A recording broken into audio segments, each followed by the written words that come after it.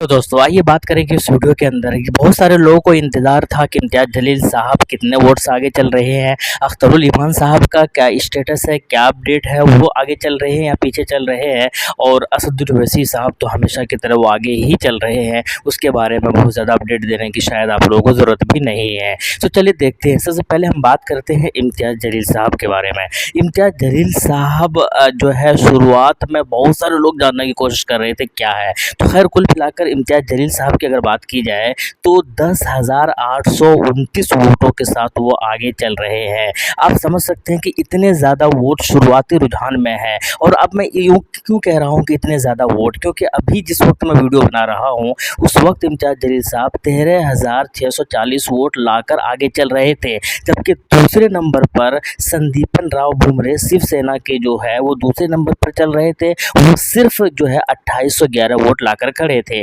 तीसरे नंबर पर जो है 4 बार के एमपी खैरे साहब वो सिर्फ 2193 वोट लाए थे। तो इम्तियाज़ जलील साहब के सामने में जो उम्मीदवार खड़े हैं वो सिर्फ जो है 2800 और 2100 वोट लाए हैं जब लाकर खड़े हैं, जबकि इम्तियाज़ जलील साहब जो है वो 13,640 वोट लाकर खड़े हैं। और इस तरीके से 10,829 वोटों के साथ वो आगे चल रहे हैं। तो आप समझ सकते हैं कि इतने ज़्यादा वोटों से शुरुआती रुझान में इम्तियाज़ जलील साहब आगे चल रहे हैं। तो इससे ये पता चलता है कि शायद इम्तियाज़ जलील साहब की एक बहुत बड़ी जीत होनी लाजमी है और यकीनी है। हालांकि ये लोकसभा चुनाव है, इसके अंदर बहुत सारे चेंजिंग होने वाले हैं। जैसे जैसे अलग अलग विधानसभा क्षेत्र में पहुँचेंगे, जैसे जैसे अलग प्रखंड में जाएंगे तो शायद वहाँ पर बहुत चीज़ें बदल जाती है। लेकिन कुल मिलाकर शुरुआती रुझान ही सही एक बड़ी जीत की तरफ जो है वो गामज़न है इम्तियाज़ जलील साहब। अब ये देखना है कि जब फाइनल परिणाम आते हैं तो किस तरीके से कितने लाख वोटों से इनकी जीत हो रही है। हालांकि एग्जिट पोल में बताया गया था कि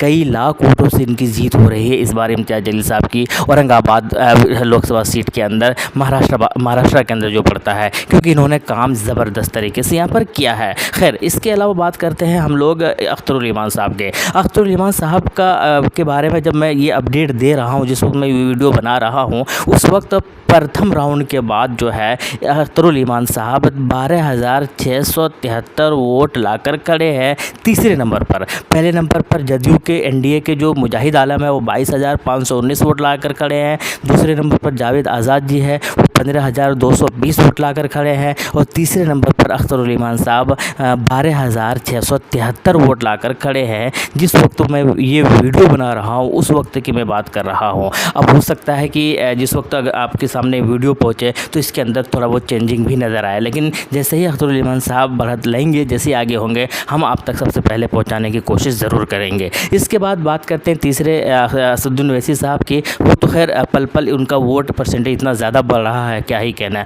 वो बहुत ज़्यादा वोटों के साथ वो आगे चल रहे हैं। और उनके सामने में जो बताया जा रहा था कि माधवी लता एक फ़ाइट देंगी, कंपटीशन में आएंगे, खैर उनके सामने बिल्कुल भी कंपटीशन में नहीं है। और असदुद्दीन ओवैसी साहब बहुत आगे चल रहे हैं। तो कुल मिलाकर जो 3 उम्मीदवार थे MIM के, असदुद्दीन ओवैसी साहब हैदराबाद से, अख्तरुल इमान साहब किशनगंज से और इम्तियाज़ जलील साहब औरंगाबाद लोकसभा सीट से, इन तीनों की जो जीत बताई जा रही थी, जीत यकीनी बताई जा रही थी, तो उन तीनों में से 2 सीट पर MIM काफ़ी आगे चल रहे हैं और तीसरे सीट पर जो है शुरुआती रुझान में पीछे चल रहे हैं। अब देखना यह है कि कितने सारे वोटों से जीत हासिल होती है, क्या होता है, ये तो आने वाले वक्त में ही पता चलेगा। और हालांकि असदुद्दीन ओवैसी ने भी कहा था कि इंडिया गठबंधन को अगर ज़रूरत पड़ेगी हमारी तो हम अपनी शर्तों के साथ समर्थन भी देने के लिए तैयार है। खैर हालांकि अभी उसके अंदर वक्त है। आपकी क्या राय है कमेंट बॉक्स में बताइएगा ज़रूर। मिलते हैं नेक्स्ट वीडियो में। थैंक यू, जय हिंद, लव यू।